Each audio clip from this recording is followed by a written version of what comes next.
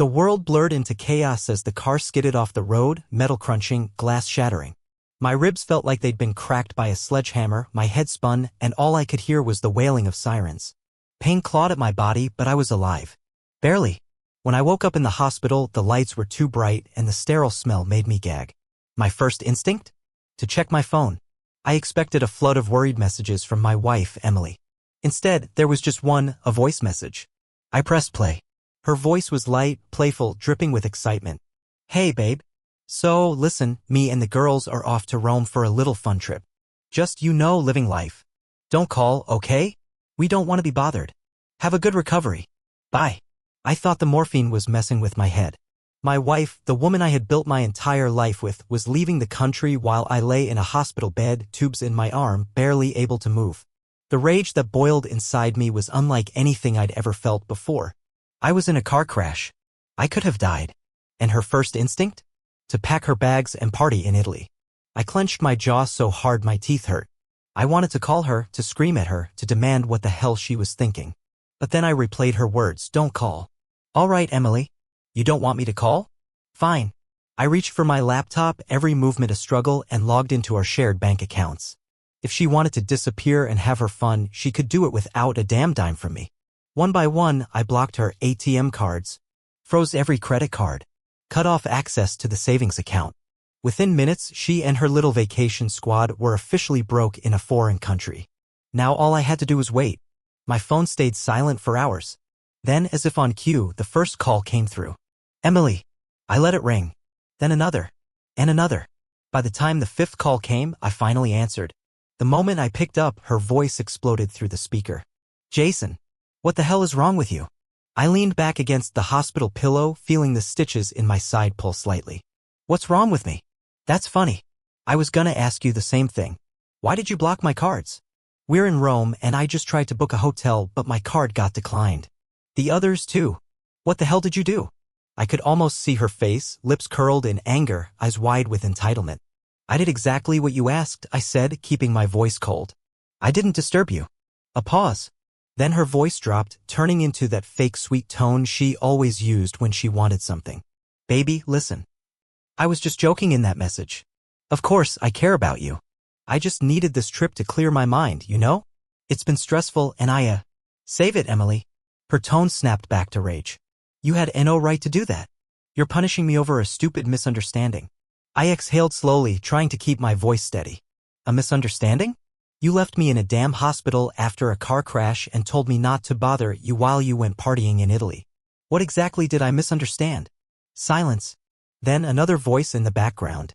A man's voice. The blood in my veins turned ice cold. I didn't say anything. I just listened. Who's that? I finally asked. Emily hesitated for just a second. It's just a tour guide. He's helping us with directions. A tour guide. Right? Because tour guides hang out in hotel rooms while women scream at their husbands on the phone. I didn't even need to ask more questions. The truth was already slapping me in the face. I let out a low laugh. You really think I'm that stupid? More silence. Then she hissed, Jason, unblock my damn cards. I hung up. The phone started ringing again immediately, but I didn't answer. Instead, I stared at the ceiling, my hands clenched into fists. She wasn't just a terrible wife. She was a cheating, lying, selfish excuse for a human being. And now? She was stranded. Alone. Broke. And desperate. Good. The calls didn't stop. Every few minutes, my phone would buzz with Emily's name flashing across the screen. Then came the texts, one after another, her tone shifting from rage to fake concern to outright begging. Jason, please, let's talk. This isn't funny. We're stuck here. You're being crazy. You need to fix this. Baby, I'm sorry, okay? Just unblock the cards and we'll sort this out when I get home.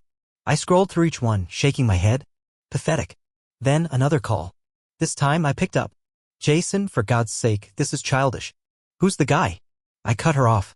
Dead silence. I heard muffled movement, then her voice dropped to a whisper. What are you talking about? The one in the background. The one you called a tour guide. A pause. Then she laughed, forced, nervous. Oh my God, are you seriously jealous right now? Jason, don't be ridiculous. Say his name. More silence. My jaw tightened. That's what I thought. She huffed.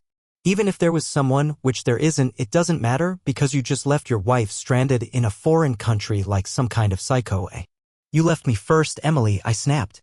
I was lying in a hospital bed, bleeding, barely able to move, and you were on a first-class flight to Italy. Because I needed space. You're always so controlling, Jason. I just wanted to breathe, to spread your legs for someone else? She gasped. How dare you? I chuckled, dark and hollow. How dare I? Emily, you left me alone in a hospital after a near-fatal accident. You told me not to call you while you ran off to play tourist with your side piece. And you have the audacity to act like the victim? Jason, you are making this so much worse than it is. No, I'm just finally seeing things for what they are. Her voice turned sharp. Fine. You want to be an A****, Cole? Go ahead. But when I get home, we're going to have a serious talk about this. I let out another dry laugh. Home? You think you have a home to come back to? Silence. Finally, her voice wavered. You don't mean that. I exhaled. Watch me.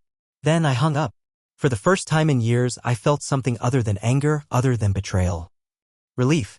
The next morning, my phone was flooded with missed calls, not just from Emily, but from her friends too. I ignored them all. I could imagine the scene, for broke, panicked women standing in some overpriced hotel lobby, realizing they couldn't even afford a cab to the airport. A part of me wanted to feel guilty. I really did. But then I remembered the voicemail, the laughter in her voice while I was lying in a hospital bed. By noon, she tried a different tactic. Jason, I'm sorry, okay? I was just being selfish. Please, let's talk. You have to let me come home. Let's fix this. It was just a mistake. We've been married for 5 years, doesn't that mean anything? Then finally, the one I was waiting for. Jason, I swear to God, if you don't fix this, you'll regret it. There she was. The real Emily. Entitled. Manipulative. A liar to her core. I smiled. A few hours later, my doorbell rang. I frowned. No one ever visited unannounced. When I opened the door, my heart sank. Her best friend, Olivia. Unlike Emily, Olivia was smart, too smart. She had always been the one whispering in Emily's ear, always the one covering for her. If Emily was cheating, Olivia knew about it long before I did. She pushed past me into the house without waiting for an invitation. You're really going to do this, she said, crossing her arms. I shut the door, exhaling. Do what? She rolled her eyes. Leave your wife stranded in Italy over a stupid fight? I stared at her. Is that what she told you? That this is a fight? She shrugged. She might have left out some details, but Jason, come on. She loves you. She just made a mistake. I scoffed. A mistake is forgetting an anniversary. A mistake is overspending on a shopping spree. What Emily did wasn't a mistake, it was a choice. She chose to leave me in a hospital. She chose to go on that trip. And she chose to cheat. Her lips parted slightly. You don't know that. I took out my phone, opened my texts, and played back the voicemail Emily left me. Olivia's face hardened, but she stayed quiet. Then I played the call from last night. The hesitation, the nervous laugh, the voice in the background. Olivia closed her eyes. I told her she was being reckless, she muttered. I leaned in. So you knew? She hesitated. Not everything, but yeah. I let out a cold laugh. Of course you did. She sighed, rubbing her temples. Look, Jason, I get it. You're pissed. You have every right to be. But freezing her bank accounts? Do you really want to humiliate her like that? I gave her a dead stare. Yes. She blinked. Jesus. I stepped back, opening the door. If you came here to convince me to take her back, don't waste your breath. She stared at me for a moment before sighing. She's gonna lose it when she gets home. I smirked. She doesn't have a home to come back to. Olivia's eyes widened slightly. What did you do? I just smiled. Goodbye, Olivia. She left without another word. As soon as the door shut, I pulled up my email. The paperwork was ready. By the time Emily landed, she wouldn't just be broke. She'd be served. 2 days later, Emily finally managed to get a flight home. I knew because the second her plane landed, my phone lit up with a flood of missed calls and texts. I'm back. Open the door. Jason, don't do this. We need to talk. You are being so **ing dramatic. If you think I'm just gonna roll over and let you treat me like this, you're out of your damn mind. I sat back in my chair, sipping my coffee, watching the notifications pile up. I could almost picture her storming through the airport, suitcase dragging behind her, face twisted in fury. Then, the inevitable happened, she showed up. A furious pounding rattled my front door. Jason, open this **ing door right now. I took my time, finishing my sip before heading over. When I finally swung the door open, there she was, makeup smudged, hair mess, cheap airport hoodie covering the designer dress she probably bought before realizing her cards were useless. Her eyes darted past me into the house. "Let me in." I leaned against the doorframe. "Why?" Her lips curled in a sneer. "Because I ing live here, that's why." I let out a short laugh. "Not anymore." She froze. "What the hell does that mean?" I reached behind the door and grabbed the envelope I prepared. "This was delivered yesterday." I tossed it at her feet. She stared at it for a second before snatching it up. When she read the bold letters at the top, divorce petition, her face paled. Her eyes flicked up to mine, burning with disbelief. "You're divorcing me? Emily, you left me in a hospital to go screw around in Rome. What did you think was gonna happen?" She scoffed, shaking her head. "Oh, so you're just gonna throw away 5 years of marriage over a little mistake?" "There it is again," I said, smiling bitterly. "That word. Mistake." She crossed her arms. "Yeah, a mistake. One you're blowing way out of proportion." I stepped closer, my voice calm. "Was it a mistake when you left me in that hospital?" She rolled her eyes. "Jason, was it a mistake when you laughed in that voicemail?" She shifted her weight uncomfortably. "I didn't mean it like that." I tilted my head. "Was it a mistake when you had another man in your hotel room?" Her mouth snapped shut. That was it. That was the moment she realized she couldn't talk her way out of this. I smiled. "Yeah, that's what I thought." Her jaw clenched. Then her expression hardened and the real Emily, the one without the fake sweet voice and manipulative apologies, came out. "You are such a petty little h," she spat. "Do you really think you're punishing me? You think I need you? I will walk out of here and I'll be just fine." I nodded. "Then walk." She opened her mouth to fire back, but nothing came out. Because she knew. I wasn't begging. I wasn't chasing her. I was done. Her face twisted in rage. She ripped the divorce papers in half, tossing them to the ground. Your paperwork. I don't need your permission to move on." I grinned. "Then go." She stood there, chest rising and falling, fists clenched, waiting for me to break. But I didn't. She let out a frustrated growl, turned on her heel, and stormed off. I shut the door behind her and exhaled. It was over. I had won. The silence after she left was the loudest thing I had heard in weeks. No more screaming, no more manipulation, no more walking on eggshells, waiting for the next lie to drop. I stood there for a moment, staring at the door, half expecting her to come back, to bang on it, to try one last desperate attempt at saving herself. But she didn't. I turned, walked to the kitchen, and poured myself another cup of coffee. This was it. This was freedom. An hour later, my phone buzzed. Not Emily. Her mother. I sighed and answered. "Jason, what the hell did you do?" Her shrill voice snapped through the speaker. "Emily just called me in tears, saying you threw her out of her own home." I took another sip of coffee. "Her home? I bought this house. She never even paid a single bill. She's your wife." "Not for long." A long, dramatic sigh. "Jason, don't be so rash. Marriage has its ups and downs. You can't just abandon her over one mistake." "There's that word again," I muttered. Her tone hardened. "You're being cruel." "No," I said calmly. "Cruel is leaving your injured husband in a hospital to go party in Rome with your side piece. Cruel is laughing while he suffers." Silence. Then she cleared her throat. "You have to understand. Emily just needed space. She was under a lot of pressure." I laughed. "Yeah? So much pressure that she needed to be under another man." Her mother gasped. "Jason, watch your mouth." I leaned back in my chair. "Don't call me again. Your daughter made her choices. Now she can live with them." Then I hung up. I blocked Emily's number, then her mother's. Then her friends. One by one, I cut them all off. No more Emily. No more damage control. Just peace. That night, I slept better than I had in years. The next few days were eerily quiet. No more phone calls, no more texts, no more slamming doors or fake apologies. It was almost surreal. 5 years of marriage gone in a matter of days. And I didn't miss her. What I did miss was the life I thought I had, the trust, the love, the partnership. But now that I had stepped back and seen things for what they really were, I realized something. Emily had been gone long before Rome. The late nights, the sudden business trips, the way she always had her phone glued to her hand, angling the screen away from me. The signs had been there, but I had been too blind to see them. Or maybe I didn't want to. Now, there was no more pretending. No more excuses. Just cold, brutal reality. On the 4th day, I got an email from my lawyer. Emily had refused to sign the divorce papers. I wasn't surprised. She didn't actually want me, she just didn't want to lose. I called my lawyer immediately. Then we go to court. He sighed. Are you sure? This could get messy. I smirked. Let her make a mess. I'll bring the mop. By the end of the week, Emily finally cracked. She showed up at my office, looking less like the confident, arrogant woman who had stormed out of my house and more like someone who had run out of options. I didn't stand up when she walked in. I just leaned back in my chair, arms crossed, watching her. She sat down across from me and folded her hands in her lap like she was about to negotiate a business deal. Jason, can we be adults about this? I almost laughed. Now you want to be an adult? She ignored that.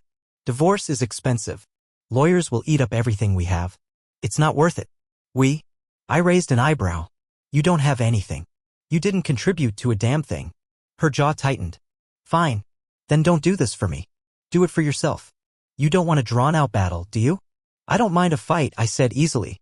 She exhaled sharply, forcing a small, fake laugh. Okay. Let's just talk this through, yeah? No lawyers. No court. Just you and me. Let's work something out. I leaned forward. You want to work something out? She nodded quickly. I smiled. Sign the papers. Her face twisted. You really hate me that much? I didn't even hesitate. No. I just don't care about you anymore. For the first time, she looked scared. Not of me. Not of the divorce. Of being irrelevant. Of losing the control she had always had over me. She stood up abruptly. You'll regret this, Jason. I smirked. I doubt it. She stormed out, but I already knew she had lost. She could drag it out, she could throw tantrums, but eventually she would break. Because the thing about people like Emily? They always do. A week passed, then two. The silence stretched on. Emily had gone radio silent, probably licking her wounds, trying to figure out her next move. I knew it wouldn't last. Sure enough, on a random Wednesday afternoon, I got an email from my lawyer. She signed the papers. Just like that, it was over. No dramatic showdown in court, no desperate pleas. Just a digital signature on a PDF file signaling the end of 5 years of my life. I stared at the screen for a long moment. I had expected to feel something, relief, victory, maybe even sadness. But all I felt was nothing. I shut my laptop, leaned back in my chair, and exhaled. That night, I went out for a drink for the first time in years, alone. No fake conversations, no forced small talk. Just me, a whiskey on the rocks, and a bar full of strangers. Halfway through my drink, my phone buzzed. An unknown number. I already knew who it was before I picked up. Jason, Emily's voice came through, soft and hesitant. Hey. I took a slow sip. What do you want? She hesitated. I wanted to say I'm sorry. I didn't answer. I mean it, she continued. I messed up. I got caught up in everything. The trips, the attention. I lost sight of what really mattered.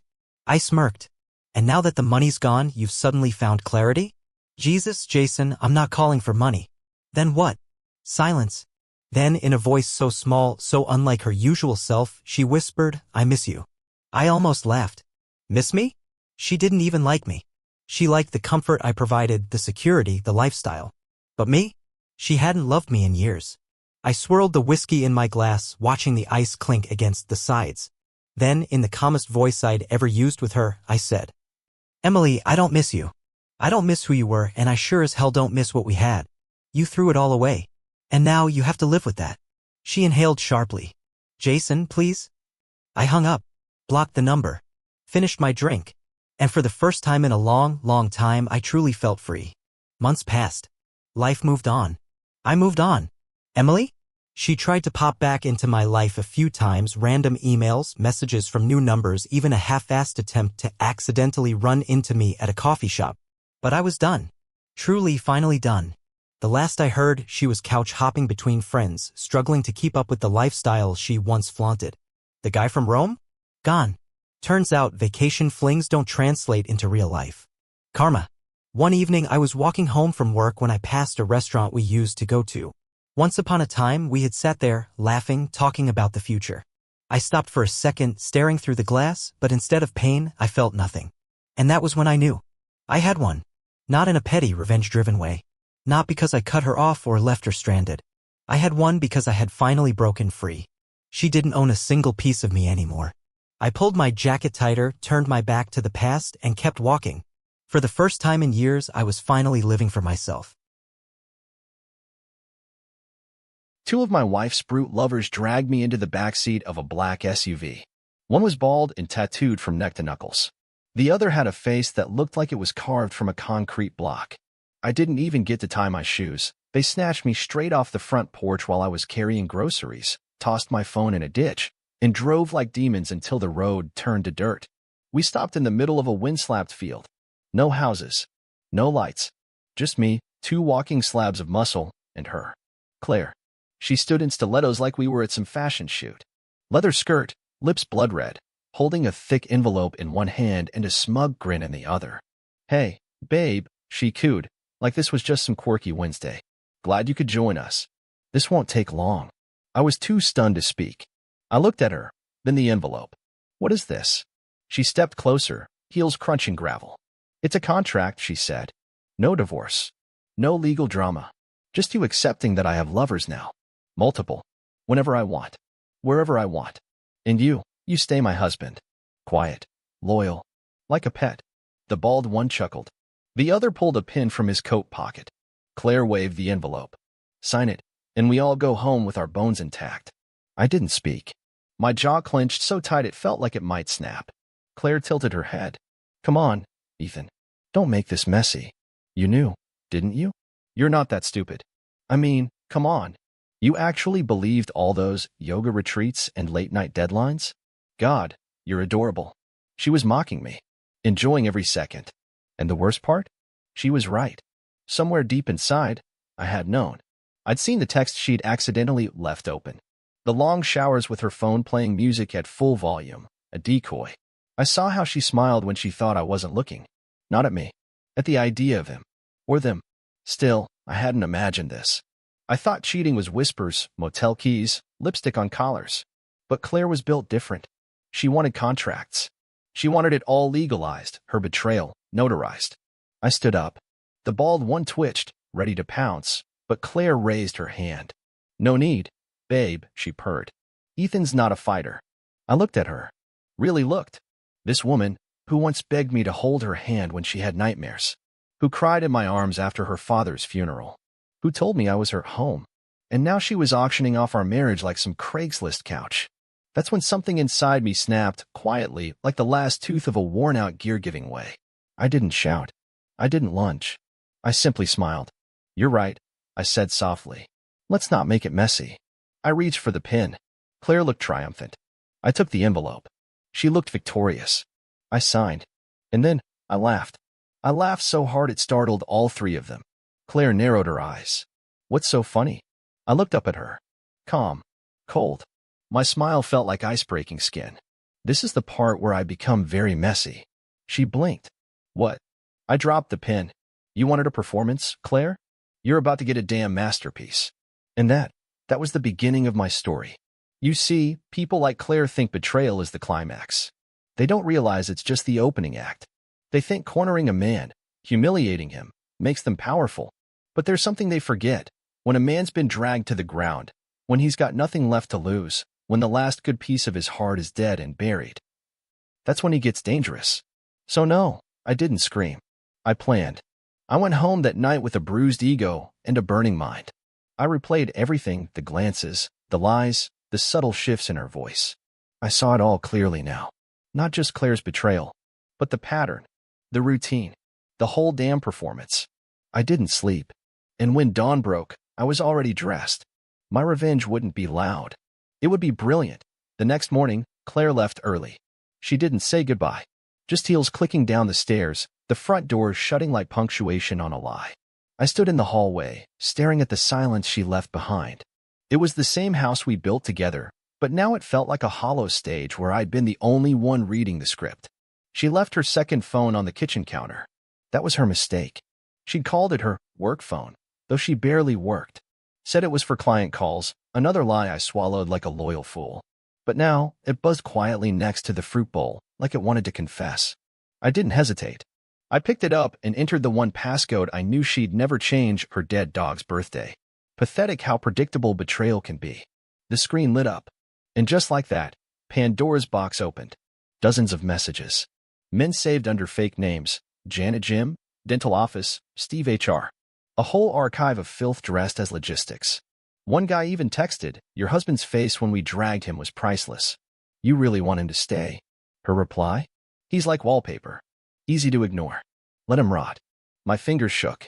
There were photos, videos. I didn't open those. I didn't need to. The captions were enough. One said, "He cried last night. Told me he still believes in us." Rolling on the floor laughing. Another said, "I'll have him sign anything. He's weak." I didn't feel weak anymore. There was a time when Claire could make me feel like I wasn't enough. She had a way of shrinking my confidence with a sigh or a glance. But now, seeing her unfiltered, her real voice, her disgusting pride in humiliating me, something inside me realigned. This wasn't just cheating. It was erasure. She didn't want a lover. She wanted to annihilate me. I copied everything, uploaded it to the cloud, backed it up 3 ways. I wasn't just saving evidence. I was building a war chest.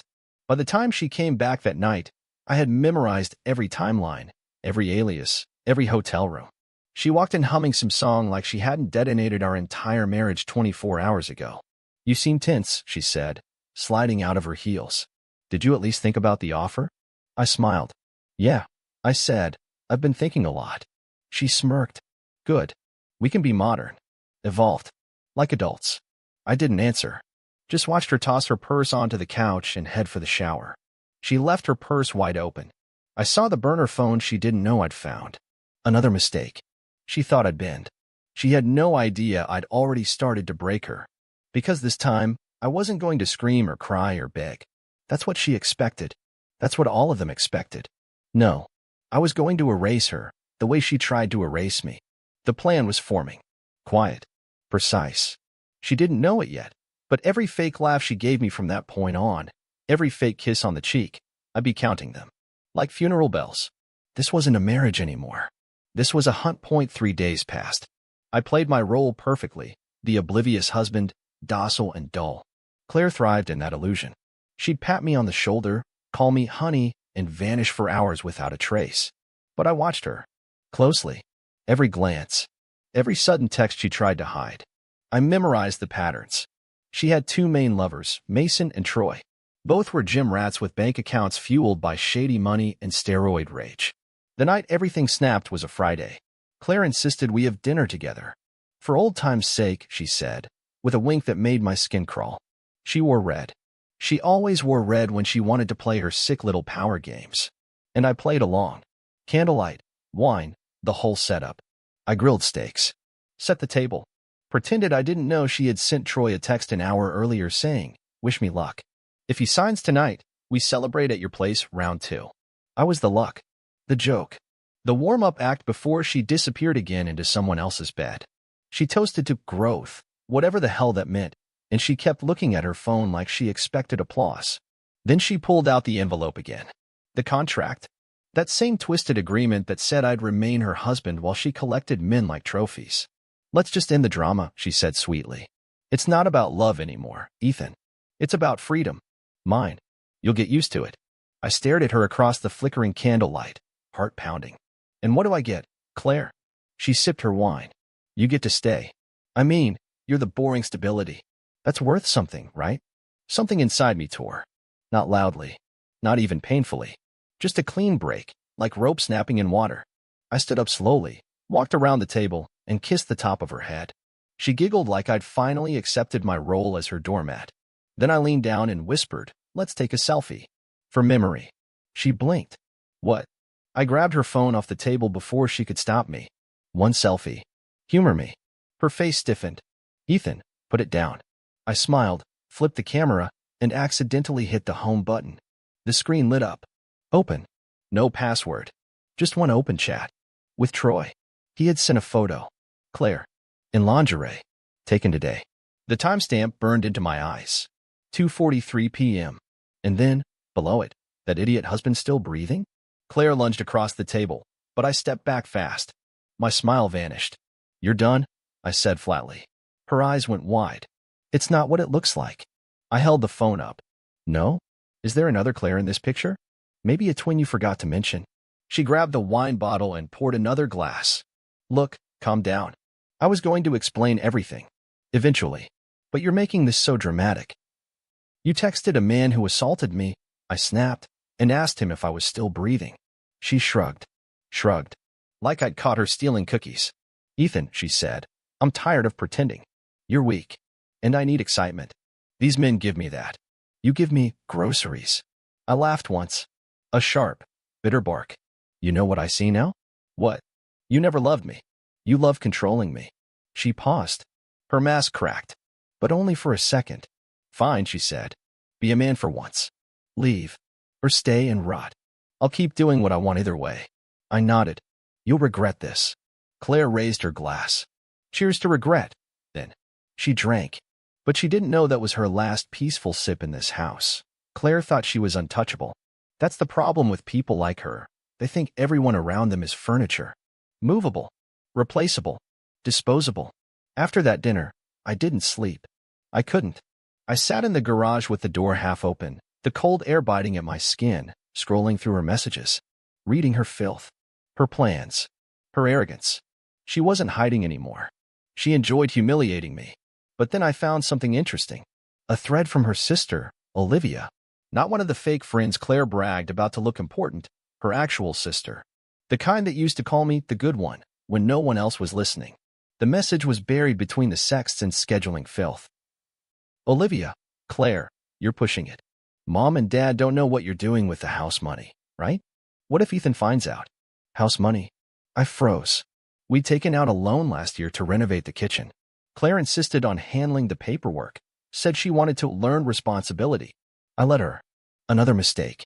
I dug into the documents that night, took the old files from our closet safe, flipped through folders I hadn't touched since we got married. And there it was, clear as daylight. She'd refinanced the loan using forged signatures. My signature. Then funneled most of the money into a separate account. The renovations? Cost half of what she claimed. The rest? Gone. No wonder she didn't want a divorce. She wasn't protecting freedom. She was protecting fraud. By morning, I had screenshots, printed statements, the beginnings of a quiet storm. And then I made the call. Olivia picked up, voice cautious. Ethan? Hey, I need you to answer one question honestly. She paused. If it's about Claire, did she steal money from our joint loan? A long silence. Then a sigh. Yes. Why didn't you tell me? She said you knew. Said it was your idea to help her get the salon investment ready. Ethan, she lies to everyone. Not just you. I sank into the couch, heart heavy. How long?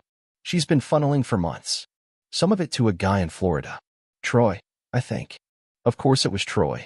Thanks, I said. I'm handling it now. Be careful, Olivia said quietly. Claire's worse than you think. She always has been. I hung up and stared at the living room Claire decorated with money she stole, love she faked, and lies she wove like silk. I wasn't going to scream. I wasn't going to warn her. I was going to expose her. To her family. To her lovers. To her polished little world. I waited until Sunday. Claire's precious weekly dinner with her parents. That perfect suburban ritual she used to convince everyone she was the good daughter. The successful one. The loyal wife. I showed up uninvited. They were already seated. Claire froze when I walked in. Her father looked confused. Her mother smiled awkwardly. Didn't know you'd be joining us, Claire said, her tone too sweet, too sharp. I laid the folder on the table. Thought I'd bring dessert. She looked down, saw the printed statements, the screenshots, the bank transfers, the forged signature. Her mother blinked. Claire, what is this? Her father's face drained of color. Claire stood up. Ethan, don't do this here. Why not? You love making a scene. She tried to grab the folder, but her dad snatched it first. What the hell is this, Claire? Lies, she said quickly. He's twisting it. He's angry. No, I interrupted. This is the truth. The same truth she's been hiding from you while parading around like a trophy daughter. Her father's hand shook. You forged his name? Claire opened her mouth, closed it, and for the first time, she didn't have a lie ready. The ride home from Claire's parents' house was silent. She didn't say a word, and neither did I. The only sound was the hum of the tires on asphalt and the occasional sharp inhale from her, like she was still trying to come up with a way to spin it all, to twist it into something that made her the victim again. She sat with her arms folded, jaw tight, eyes fixed out the window like a child caught stealing. When we pulled into the driveway, she didn't even wait for me to turn off the engine. She slammed the door, stomped up the front steps, and disappeared inside. I took my time. Let her stew. She'd finally been cornered, and I could feel the panic radiating from her. But I knew she wasn't done. Not by a long shot. Women like Claire don't just collapse, they scheme. Sure enough, when I walked through the door, she was on the phone in the kitchen, whispering in that desperate serpent tone of hers. He just showed up with everything. No, I don't know how he got it. But listen, you need to lay low for a while. He might come after you next. She saw me standing there and froze. I didn't blink. I didn't smile. Just raised my eyebrow like, go ahead. Lie again. She hung up fast. What? She snapped. That Troy on the line? Or Mason? Hard to keep track now, huh? She sneered. I'm warning you, Ethan. You don't know who you're messing with. I took a slow step forward. No, Claire. You don't. Because I finally understand who you are. She laughed, bitter and sharp. You think I'm scared of you? You still don't get it. You're not dangerous, Ethan. You're background noise. I walked past her, straight to the living room, where I'd left a second folder. This one had photos, screenshots, locations, a full breakdown of her affair with Troy, the gym trainer turned wannabe gangster who'd bragged in text about breaking the husband in half if he ever stepped out of line. I placed the folder on the coffee table and sat down. You might want to take a look at this, I said calmly. She didn't move. Claire, I said, I know Troy has a record. I also know he's still on parole. And I've got a pretty strong case now, forged documents, financial fraud, and a man with a violent past tied to it all. You wouldn't, she whispered. I would. And I already have. The police will visit him first. They like starting with the muscle. Her face paled. She tried to speak, but nothing came out. Her hands trembled, not from guilt, but fear. Fear of losing control. Fear of losing her throne. I leaned forward. You wanted to keep me trapped in this marriage while you ran wild with every guy who could bench 2 plates. You threatened me, humiliated me, used me like a bank account with a heartbeat. But now, I smiled coldly. Now, I'm the one with options. And right on cue, there was a knock at the door. Claire flinched. I opened it to find a police officer standing there, firm and focused. Mr. Ethan Walker? He asked. Yes. We'd like to speak with you about a report involving fraudulent loan documents and a known felon. May we come in? I turned to Claire. She was frozen, hands clenched, eyes wide. I held the door open and nodded. Of course, officer. Please. Come in. She backed into the corner of the room like the walls were closing in. And maybe they were. Because one of her lovers was already on the run. And the next one? He wouldn't be so lucky. Claire always thought she was the smartest person in the room. Manipulative, charming when she needed to be, and absolutely fearless when she was cornered, like a fox that thinks it can still outwit the hounds even with its leg caught in a trap. But the thing about smart people? They get lazy. They overlook details, especially the ones that can blow their entire game apart. The officers didn't arrest her that night. They were only there for a statement. But watching her squirm in her chair while they asked simple questions about the forged signature, the suspicious account withdrawals, her relationship with a convicted felon, was better than any revenge I'd imagined. I stayed calm, polite, cooperative. The perfect betrayed husband. Claire tried to control the narrative, of course. Claimed it was all a misunderstanding. Said she was the real victim, that I'd emotionally manipulated her for years. But she didn't know I'd already filed for divorce the day before, and that I'd filed it with a prenup she had completely forgotten about. See, early in our marriage, Claire had insisted on signing a prenup. Said it was romantic. Said it proved we were getting married for love, not money. I agreed, back then. I trusted her. But the clause I'd added in small print, at the advice of an old lawyer friend? Infidelity voids all asset claims. And it didn't just void her claims, it transferred everything back to me. The house, the savings, the business she tried to leech from. I sat her down after the cops left. Claire, I said softly, almost kindly, remember that prenup you signed? Back when you still pretended to love me. She crossed her arms. What about it? I slid the original across the table. You should have read it more carefully. She flipped through the pages, eyes scanning fast. Then slower. Slower still. And then she saw it. The clause. Ironclad. No, she whispered. You can't use this. You tricked me. No, I said. You tricked yourself. You wrote the ending to this story the moment you dragged me into that field and told me to sign or be broken. Her hands shook. She stood up, breathing heavy. You can't take everything. That house is mine. I decorated it. I picked the countertops. You paid for it with stolen money, I interrupted. And it's not your name on the deed anymore. It never was. She went silent. Then she laughed. Not that playful, flirty laugh she used to use when we were happy. This was bitter, ugly, shaky. You think you've won? She spat. You think this is over because you pulled some sneaky claws out of your ass? I didn't blink. It's over because you underestimated me. She pointed a shaking finger at me. You're pathetic. You'll always be pathetic, no matter how much paper you wave in my face. Maybe, I said, but I sleep alone now. And I sleep peacefully. She stormed upstairs, slamming the door so hard a picture fell off the wall. I didn't even flinch. Let her scream. Let her throw her tantrums. It was too late. Because this wasn't just the end of a marriage. It was the collapse of a con. She built a life of lies, betrayal, and masked cruelty, but she forgot to check the foundations. And now? Everything she thought she owned was slipping right through her perfectly manicured fingers. Claire went quiet for a few days after I showed her the prenup. No more insults. No late-night phone calls. No smug stares. She barely left the bedroom except to heat up coffee and vanish into her own bitter silence. But I knew better than to believe she'd surrendered. Claire didn't just give up, she regrouped. And right when I started thinking the storm might have passed, it came crashing back through the front door. Literally. I was in the garage sorting through old boxes when I heard the slam, the kind of slam that told you someone didn't come to talk. I walked inside and saw him. Troy. All muscle, tattoos, and fury. His shirt soaked with sweat, his jaw clenched so tight you could see the veins in his neck. Claire stood behind him like some twisted queen watching her knight charge into battle. You think you're clever, huh? Troy growled, stepping closer to me. You called the cops on me. Made me look over my shoulder every damn second. I didn't flinch. I've been scared once, not anymore. You assaulted me, I said flatly. And your parole officer knows. You should be in a cell, not my house. He smirked, but his eyes darted, wild, cornered. You're not pressing charges. Claire said you wouldn't. I looked past him, straight at her.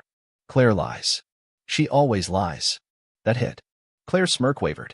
She opened her mouth to speak, but Troy was already stepping forward again, jabbing a thick finger into my chest. You think paperwork makes you a man?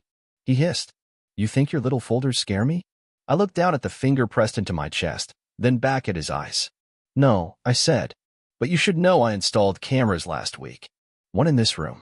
One outside. And guess what? They're recording. Troy froze. I tapped my phone in my pocket.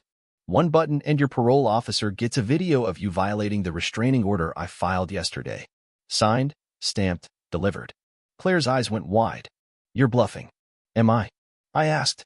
Feel free to test me. For a moment, the whole room crackled with tension. Troy's fist clenched, knuckles pale. Claire looked like she was calculating which one of us could still save her.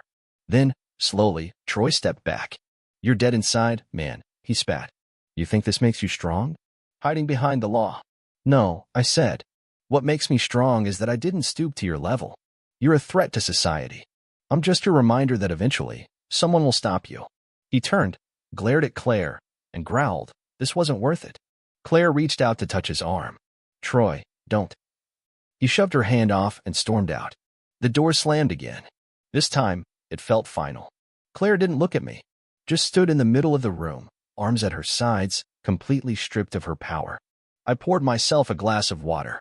You picked a man who'd break the law for you, I said, but not one who'd stay when the game stopped being fun. Her voice cracked. He said he loved me. No, I said. He loved breaking things. You just handed him the bat. She opened her mouth, maybe to lash out, maybe to beg. I didn't care. I walked past her without another word. For the first time since this nightmare started, I felt peace. Not the quiet kind. The righteous kind. The kind that comes when the wreckage starts clearing and you realize you're still standing. The morning after Troy's meltdown, Claire sat at the kitchen table, staring into a black cup of coffee she hadn't touched. No makeup. No jewelry. Just a woman in a hoodie too big for her, looking like she hadn't slept in days. It was the first time I'd seen her without her mask.